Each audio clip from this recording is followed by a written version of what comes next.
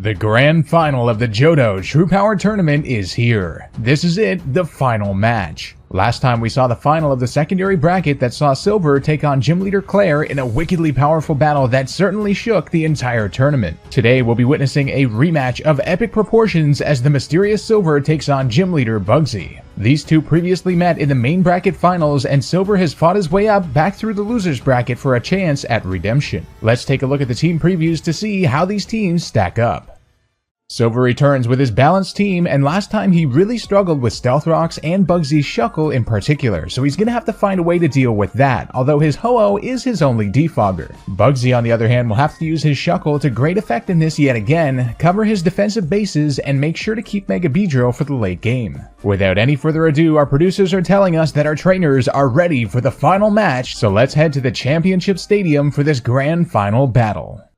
And here it is, the grand final of the Johto True Power Tournament. We've got Bugsy of Azalea Town versus Silver, the mysterious Johto trainer. Bugsy starting off with a Shuckle. He knows how much of a menace this thing can be against Silver's team. Very smart to lead off with it, but Silver going for the Weavile this time. So he is actually switching up his lead. We'll have to see what he's planning on doing with it. Weavile starting the battle off with a knockoff right away. So getting rid of the Shuckle's Citrus Berry, a very key move there, because Shuckle's Citrus Berry basically made it more bulky last time around. But of course, there's nothing you can do about those Stealth Rocks. Shuckle can't get taken out in one hit by anything that Silver has. So Silver's actually going to switch out here, even though the Weavile was in an okay position there. A very interesting switch here. Magnezone right away. The stones will dig into it, but of course it does have the air balloon. And Bugsy's going to withdraw here, perhaps predicting the Feraligatr and going for the Scizor. Oh no, that's not good at all for Bugsy. Bugsy perhaps operating a little bit on the strategy of the last game. Now all of a sudden Scizor is stuck there on the field from Magnezone's Magnet Pull ability, and oh, the Hidden Power Fire doing a huge amount of damage on Scizor.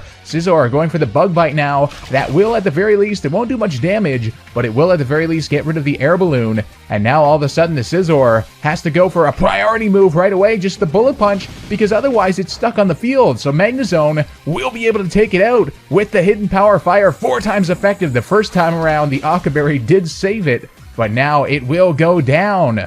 A really interesting situation starting this battle off, and now the Heracross coming out from Bugsy. Heracross has been a huge threat against Silver's team, especially in the last battle. It was an absolute menace, and Heracross going for the Stone Edge! Oh, Bugsy perhaps predicting that the Magnezone would switch. The close combat would have absolutely destroyed it, but last time Silver did switch into the Gengar, so Bugsy perhaps trying to pull off that same prediction, but it's not going to work here. And the Magnezone does get the Thunderbolt off on the Heracross. Now in comes the Gengar all of a sudden. A different switch here. Stones will dig in, and Heracross going for the close combat.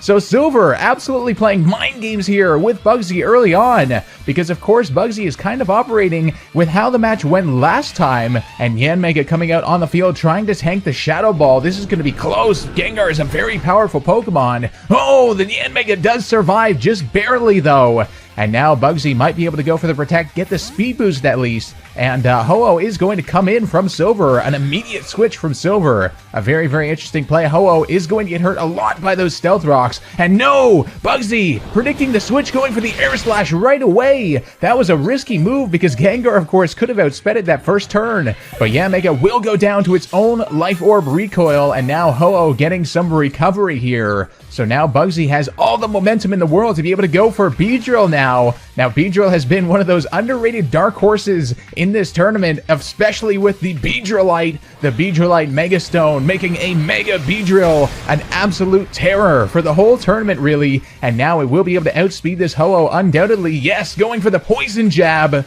Let's see how much this does on Ho-Oh. It will take it down, definitely. The Ho-Oh going down. Silver, of course, has nothing he can switch into that. And now sending out the Magnezone, perhaps just, I guess, hoping for the miss on the Drill Run, because this does force Beedrill to go for Drill Run, which is not perfect accuracy, but it will hit. And the Magnezone will get absolutely slaughtered from that Drill Run. This is not good. Now, this is the point of the battle where Bugsy starts to turn things around a little bit.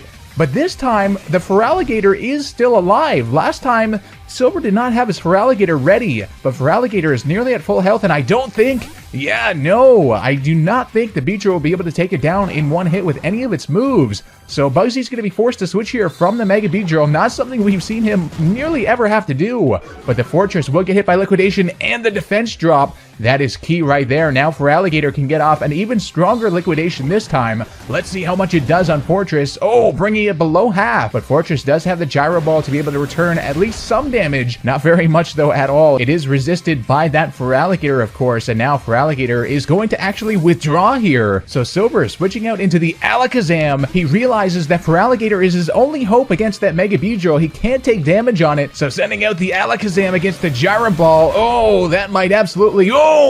The Alakazam surviving on 2 HP, and the Focus Blast connects on the Fortress. Let's see how much that does. It will take the Fortress down.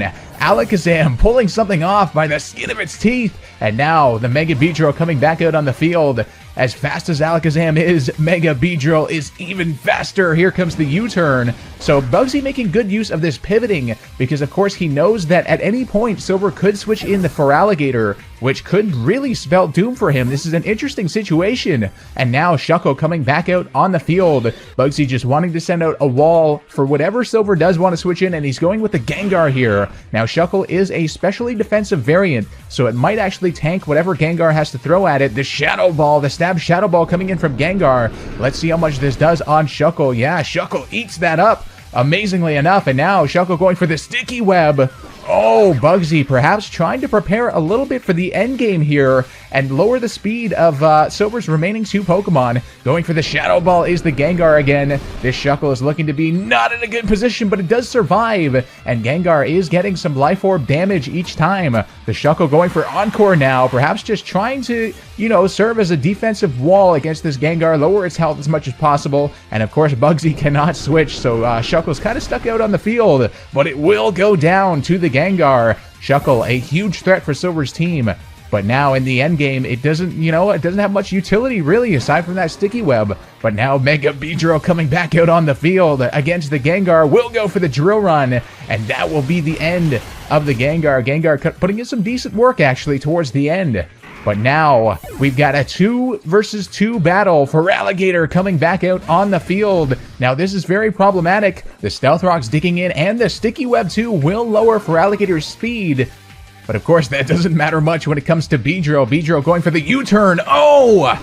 Bugsy, a beautiful play there. Oh, and that will be a critical hit against the Feraligatr. Feraligatr going down. Now I see what Bugsy was trying to do there. The U-turn would actually allow him to pivot into the Heracross, and the Heracross will now outspeed any of Silver's remaining Pokemon. So even without the crit, I think Bugsy has this kind of wrapped up. Let's see. Weavile now will get outsped by the Heracross. Now it does have priority Ice Shard, of course. So let's see. It all depends how much the Ice Shard can do against Heracross here. But wow, Bugsy really forcing the end of the battle with that Sticky Web. A genius play. Yes, the Heracross surviving. Here comes the close combat to end it all. The Weavile going down 4 times. Super effective close combat from a Heracross. There's no chance. And Bugsy taking the match 2-0 over Silver. Silver definitely playing a little bit better than last time. But towards the end, that pivoting move on the Beedrill, the U-turn, that Beedrill absolutely relentless. And Bugsy becoming